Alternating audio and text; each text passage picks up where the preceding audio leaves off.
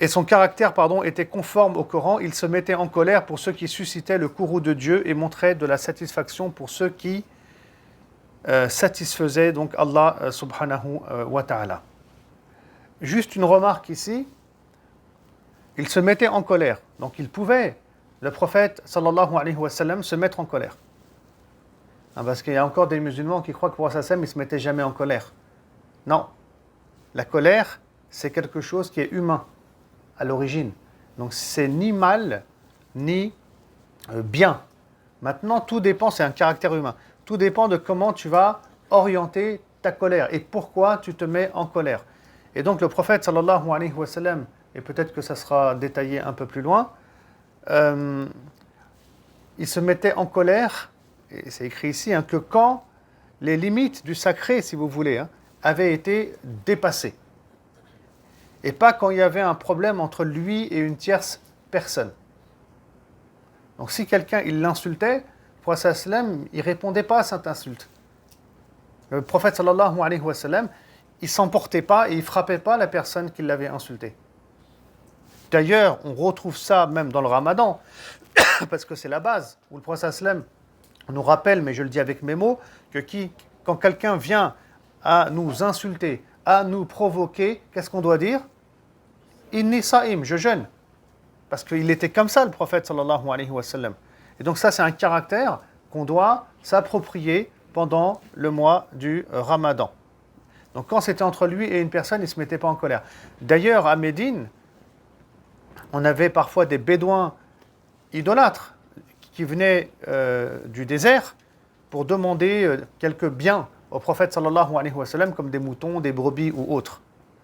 Et ils étaient très mal polis, ils étaient très mal éduqués. Et ils attrapaient des fois le prophète sallam par le col et disaient « Vas-y, donne-nous 2 moutons ». Et le prophète sallam, il souriait, il ne s'énervait pas, il ne s'emportait pas, et en plus, il leur donnait ce qu'ils demandaient, sallallahu alayhi wa sallam. D'accord ? Donc le prophète sallam était comme ça. Et il s'énervait quand les limites du sacré avaient été dépassées parce que ça va... Enfin, il se mettait en colère quand les limites du sacré avaient été dépassées parce que ça provoquait aussi la colère d'Allah subhanahu wa ta'ala. Et je vais vous donner un exemple. Ici, à un moment donné, on a un traité de paix qui va être signé entre les musulmans qui vivent à Médine et les idolâtres de la Mecque. Il y avait un conflit, comme vous le savez, militaire. On ne revient pas sur les détails ici.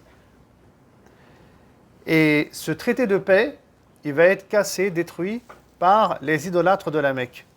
Comment il va être détruit, ce traité de paix, alors qu'il ne devait plus y avoir de guerre pendant 10 ans? Eh bien, des Mécois, avec d'autres, vont, avec des membres plus précisément de la tribu des Bani Bakr, ils vont attaquer des croyants et des musulmans dans le désert. Et ils vont les tuer. Donc le traité, il a été détruit. Et en plus de ça, il y a eu des morts et le sang a coulé, ce qui est extrêmement grave, bien entendu, aux yeux d'Allah subhanahu wa ta'ala. Donc là, le prophète sallallahu alayhi wa sallam, il s'est mis en colère, parce que toutes les limites du sacré ont été dépassées.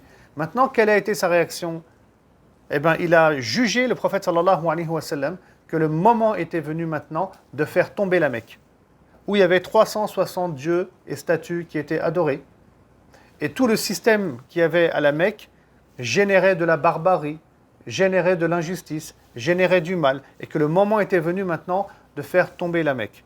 Mais le prophète sallallahu alayhi wa sallam, quand il se met en colère, et là c'est important, il fait en sorte, parce que la colère c'est un comportement, il fait en sorte que l'acte qui va venir de cette colère, il soit toujours dans le cadre de la satisfaction d'Allah. C'est ça qu'il faut souligner ici. Et donc, le prophète sallam, il ne va pas se venger. Il ne va pas attaquer la Mecque pour tuer des gens. Non. Il va attaquer la Mecque pour libérer la Mecque de l'idolâtrie et de tout un système qui est nocif à l'humanité. Et d'ailleurs, le prophète sallallahu alayhi wa sallam, avant d'entrer dans la Mecque, il dira aujourd'hui, c'est un jour de miséricorde. Yawm al-Marhama. C'est un jour de miséricorde aujourd'hui. Alors que les gens, ils s'attendaient à ce que le prophète sallam, il se venge et qu'il tue des gens. Et il fera tomber la Mecque ainsi, puis il n'y aura pas de mort au final.